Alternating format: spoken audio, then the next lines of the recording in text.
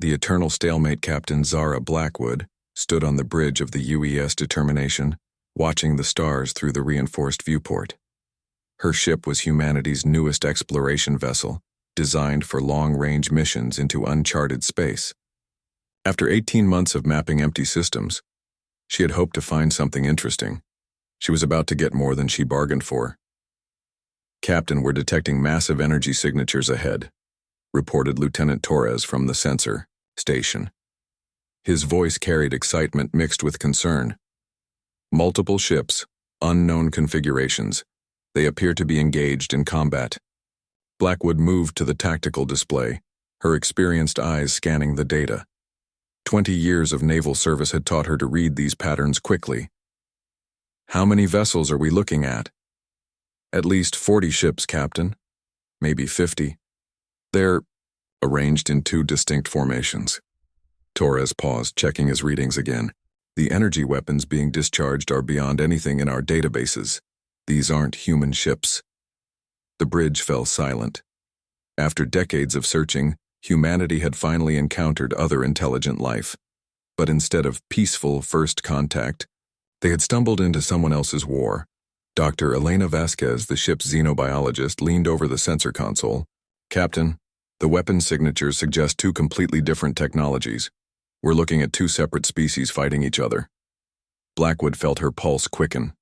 First contact protocols had never covered a situation like this.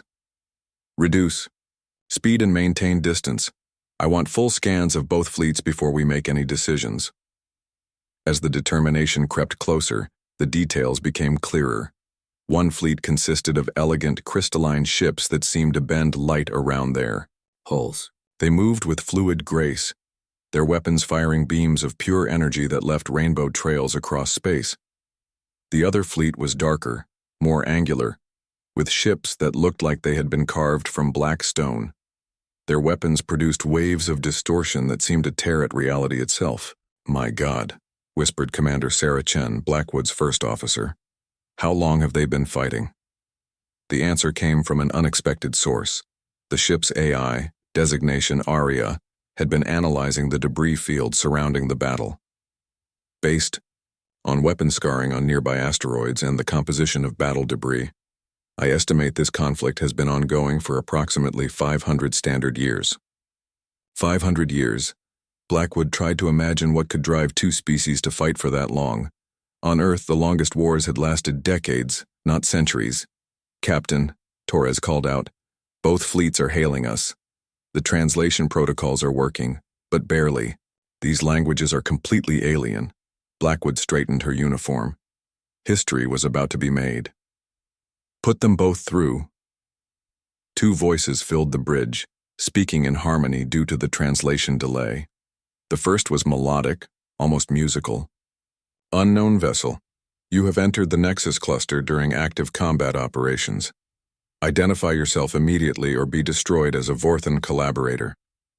The second voice was deeper, with harmonic undertones that made the bulkheads vibrate. "Unidentified craft, this is contested space under Vorthan jurisdiction.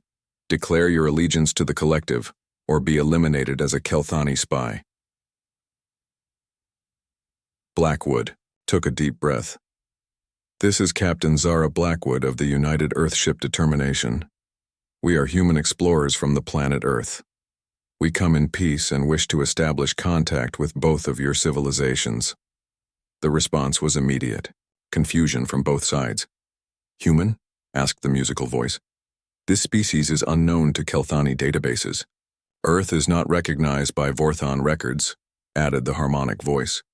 "Your claims are suspect." Dr. Vasquez activated the ship's cultural database, transmitting basic information about humanity and Earth's location. "We are not part of your conflict," Blackwood continued. "We've never encountered either of your species before. Perhaps we could meet and discuss this situation peacefully." What happened next surprised everyone on the bridge.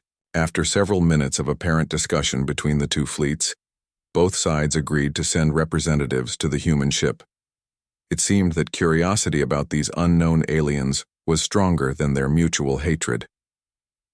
2 hours later, Blackwood found herself in the ship's conference room facing 2 very different beings. The Kelthani representative, Ambassador Lyrix, was tall and graceful, with translucent skin that showed flowing patterns of light beneath the surface. She moved like water given form, and her voice carried musical harmonics that were strangely soothing. The Vorthon delegate, War Speaker Gorthak, was shorter but more massive, with dark crystalline skin that seemed to absorb light. His voice resonated through the ship's hull, and small objects on the table vibrated when he spoke. Despite their fearsome appearance, both aliens showed obvious intelligence and curiosity. "Your species is truly unknown to us," Lyrix said, her patterns of light shifting colors as she spoke. "In 5 centuries of conflict, we have mapped every inhabited system in this sector. Where did humanity originate?" Blackwood activated the holographic display, showing Earth's location relative to their current position. "We're from outside this region entirely. We've been exploring space for about 70 years, but this is our first contact with other intelligent life." Gorthak's crystalline features showed what might have been surprise. 70 years? Your species achieved faster than light travel recently, yet your ship's technology is remarkably sophisticated. Dr. Vasquez leaned forward. "We've had to develop quickly.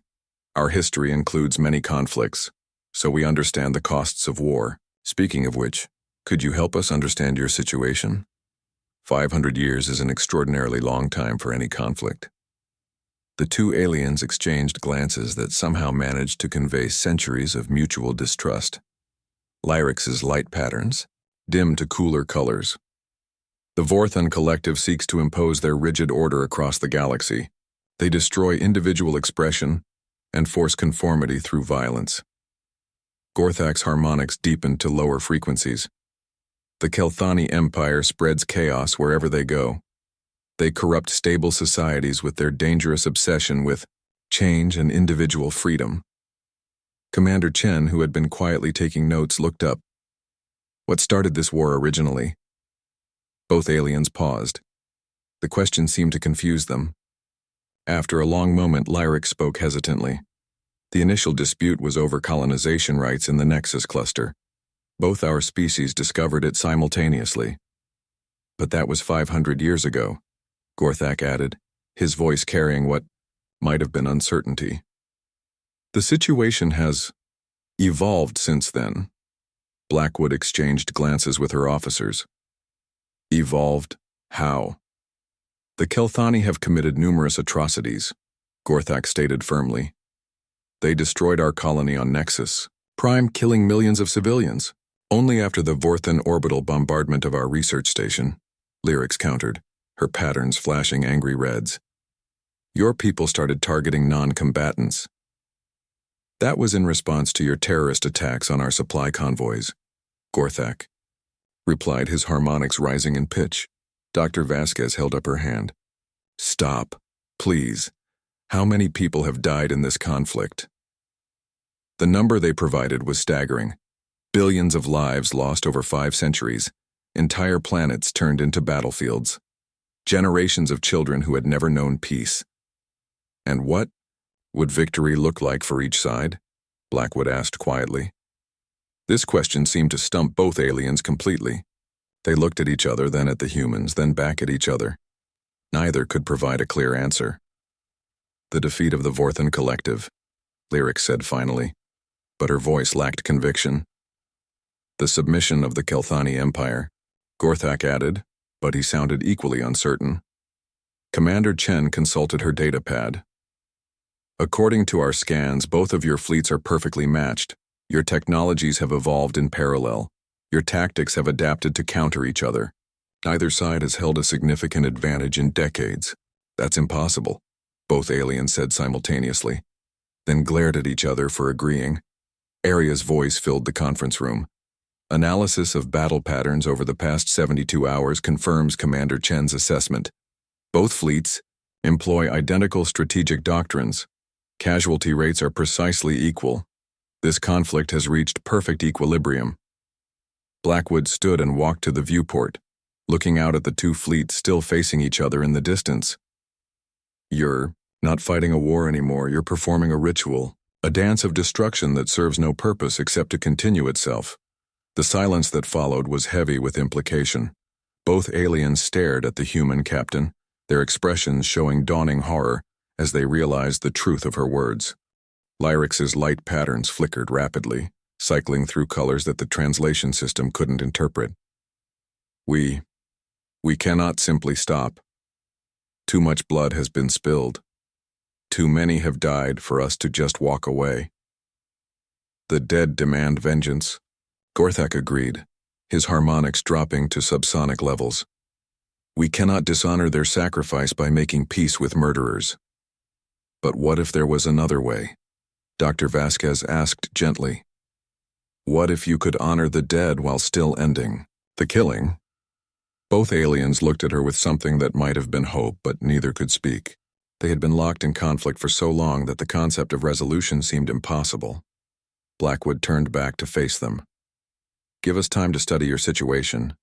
Maybe fresh eyes can see solutions that you've overlooked. Will you agree? To a temporary ceasefire while we analyze the data. After much discussion, both sides agreed to a 48-hour suspension of hostilities. It was the first ceasefire in over a century, and already some of the younger officers on both fleets were wondering what peace might feel like. As the alien representatives returned to their ships, Commander Chen approached her captain. Do you really think we can end a 500-year war? Blackwood watched the two fleets slowly separate, creating neutral space between them for the first time in generations. I don't know, Sarah, but we have to try. Sometimes all it takes is someone from outside the system to show you what you can't see from within. The next 48 hours would determine whether humanity's first contact with alien life would be remembered as the moment 3 species met, or the moment 2 civilizations found peace. Part 2. The Human Solution. Captain Blackwood stood in the ship's analytics lab, surrounded by displays showing 5 centuries of battle data. Her team had been working non-stop for 36 hours, and the results were both fascinating and heartbreaking. Show me what you found, she said to Dr. Marcus Webb, the ship's historian and conflict analyst. Webb activated the main display, showing a timeline of the war. Captain, this isn't actually one conflict. It's dozens of smaller wars that have blended together over time. Neither side remembers what they're fighting for because the original reasons stopped mattering centuries ago. Dr. Vasquez pointed to specific data points. Look at this pattern. Every time one side gains a slight advantage, they pull back. Every time they could end the war decisively, they choose limited engagement instead. They're afraid, Commander Chen realized. Both sides are terrified of what comes after victory. Aria's voice filled the lab. Analysis indicates both civilizations have structured their entire societies around this conflict. Their economies, governments, and cultures are all designed to support perpetual warfare. Peace would require complete social reorganization. Blackwood studied the data with growing understanding. They can't win because winning would destroy everything they've built their identities around. But they can't lose because that would mean admitting 5 centuries of death was meaningless. Exactly. Webb confirmed. They're trapped in a perfect stalemate by their own psychology. The captain sat down, thinking hard. What do we know about their decision-making processes? Dr. Vasquez consulted her xenopsychology notes. Both species are highly rational and logical. They make decisions based on careful analysis of costs and benefits. But they've become so focused on military thinking that they can't see alternatives to violence. Then we need to give them an alternative that feels like victory to both sides, Blackwood said slowly. An idea was forming in her mind, but it was risky. Aria, model a scenario where both fleets engage in one final, decisive battle. Processing. Captain, such an engagement would result in total mutual annihilation. Neither fleet would survive. What if they knew that going in? What if we presented them with a choice? Continue the eternal stalemate, or risk everything on one final confrontation where the winner takes responsibility for both civilizations? Webb looked up from his analysis. That's brilliant, Captain. You're giving them a way to end the war that doesn't require either side to admit defeat. The loser gets absorbed into the winner's society instead of being destroyed. Chen frowned. But would they accept it? 500 years of hatred doesn't disappear overnight. It might work, Dr. Vasquez said thoughtfully. Both species value honor and courage. A proposal that lets them risk everything for their beliefs would appeal to those values. Blackwood stood and began pacing. We'd need to present it carefully, frame it as the ultimate test of which civilization deserves to survive, but secretly we're giving them a path to integration instead of annihilation. 8 hours later, representatives from both fleets gathered once again on the determination. The ceasefire had held, but tension was mounting as younger officers on both sides demanded a return to battle. Ambassador Lyrix's light patterns showed agitation. Captain Blackwood, our agreement expires in 4 hours. Have you found a solution? To our situation? War Speaker Gorthak's harmonics resonated with barely controlled aggression. The collective grows impatient. My commanders question the wisdom of trusting unknown aliens. Blackwood stood at the head of the conference table, projecting calm confidence she didn't entirely feel. We have analyzed your conflict extensively. We believe we understand why it has continued for so long, and we have a proposal. She activated the holographic display, showing both fleets in their current positions. You are locked in what humans call a prisoner's dilemma. Each side's optimal strategy depends on what the other side does, creating an endless cycle of mutual distrust. Both aliens leaned forward, their scientific curiosity overriding their hostility. Your civilizations have become defined by this war, Dr. Vasquez continued. Neither side can imagine victory because you can't imagine what comes after. But what if we change the nature of victory itself? Lyrix's pattern shifted to cooler blues. Explain. Blackwood took a deep breath. We propose one final battle. Both sides commit everything. Every ship, every soldier, every resource. Winner takes all. The aliens recoiled in shock. You're suggesting genocide, Gorthak rumbled, his voice making the bulkheads vibrate. No, Webb said firmly. We're suggesting integration. The winning side doesn't destroy the losers. They become responsible for them. Everyone becomes citizens of the victorious civilization with equal rights and opportunities. The conference room fell silent except for the hum of the ship's systems. Both aliens stared at the humans as if they had suggested something impossible. The Vorthan could never integrate with Kelthani society, Gorthak said slowly. We are too different. And the Kelthani could never accept Vorthan order, Lyrix added, but her voice carried less certainty than before. Dr. Vasquez activated another display, showing cultural analysis data. You're more alike than you realize. Both species value honor, courage, and loyalty. Both have strong family structures and respect for learning. Your technologies are compatible. Your languages can be translated. The differences that seem insurmountable are actually quite minor. Commander Chen stepped forward. What if the winner was required to adopt the best aspects of the loser's culture? The victorious civilization would be stronger for having absorbed the other's knowledge and traditions. Blackwood watched both aliens carefully. She could see them considering the proposal, their minds working through the implications. This gives both sides something they've never had before, a way to end the war with honor intact. But if we lose, Lyrix began. You don't lose, Blackwood interrupted. You become part of something larger. Your people survive, your culture contributes to the whole, and the war finally ends. Gorthak's crystalline features showed deep thought. The risk is enormous. If we commit everything and lose, the Vorthan collective ceases to exist as an independent entity. And if you continue as you have been, Webb pointed out, both civilizations will slowly decline until there's nothing left to fight for.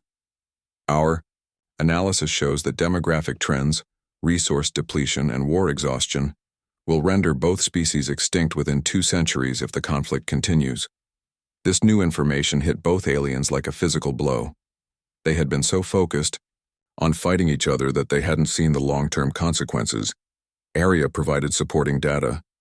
Population decline is accelerating in both civilizations. Birth rates have fallen below replacement levels. Military casualties are consuming an unsustainable percentage of each generation. Lyrix's light patterns dimmed to barely visible levels. We are dying anyway. But this way, Dr. Vasquez said gently, something survives. A new civilization stronger than either of the originals, carrying the best of both cultures forward into the future. The negotiations continued for hours. Both sides wanted guarantees, assurances, detailed plans for integration. Blackwood and her team worked tirelessly to address every concern, drawing on humanity's own experience with cultural integration after conflicts. Finally, as the ceasefire deadline approached, both aliens stood to make their decisions.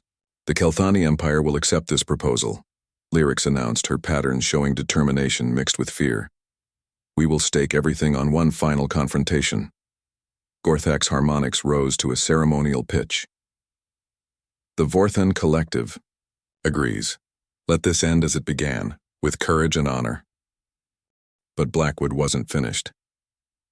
There's one more condition. Humanity will oversee the integration process regardless of who wins. We'll help ensure that the merger is fair and that both cultures are preserved in the new civilization. Both aliens looked surprised, then grateful. The presence of neutral arbitrators would make the transition easier. The final battle took place 3 days later in the heart of the Nexus cluster. Every ship from both fleets participated, their commanders knowing this would be the last engagement of the 500-year war. But something unexpected happened. As the fleets closed to combat range, junior officers on both sides began communicating directly with their counterparts. Tactical data was shared. Battle plans were coordinated. Instead of fighting each other, they began working together. What are they doing? Lyrix asked from the Determination's bridge, where she was observing alongside Gorthak and the human crew. Commander Chen smiled. They're choosing their own solution.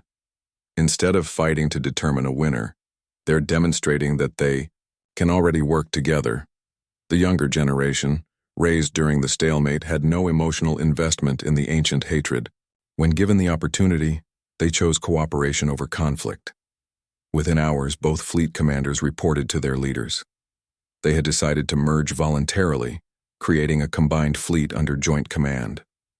The war was over not because one side had won, but because both sides had chosen to become something new. 6 months later, Captain Blackwood returned to the Nexus cluster. Where two opposing fleets had once faced each other in eternal stalemate, she found a thriving joint colony. Kelthani and Vorthan worked side by side, their combined technologies creating wonders neither could have achieved alone. Ambassador Lyrix, now serving as cultural liaison for the new Nexus Federation, greeted the human delegation. Her light patterns were brighter and more complex than before, influenced by Vorthan harmonic resonance. War Speaker Gorthak, now called Harmony Speaker, had adapted Kelthani fluid movement into his ceremonial duties. The fusion of cultures was creating something beautiful and unprecedented. Captain Blackwood, Lyrix said warmly, we owe humanity a debt we can never repay. You gave us something we couldn't give ourselves, hope. Gorthak's harmonics carried new musical qualities learned from Kelthani's song speech. The galaxy is better for having humans in it. Your species has a gift for seeing solutions where others see only problems. As the Determination prepared to continue its exploration mission, Dr. Vasquez compiled her final report on the Nexus incident. Sometimes, she wrote, the most complex problems have surprisingly simple solutions. The key is having the courage to try something new. The war that had raged for 5 centuries ended not with victory or defeat, but with the recognition that some conflicts can only be resolved by changing the rules entirely. Humanity had earned its place in galactic history not through superior firepower or advanced technology, but through the simple willingness to ask, what if there's another way? Word of humanity's achievement spread across the galaxy.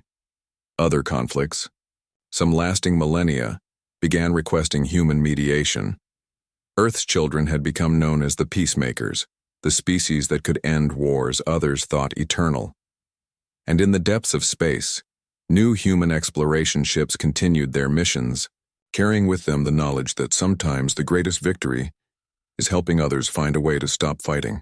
The universe was vast and full of wonders, but perhaps the greatest wonder was the discovery that peace, like war, could spread from system to system, species to species, until the galaxy itself began to change. The silent war had ended not with a bang, but with the quiet recognition that enemies could become allies, and that the future belonged to those brave enough to build it together.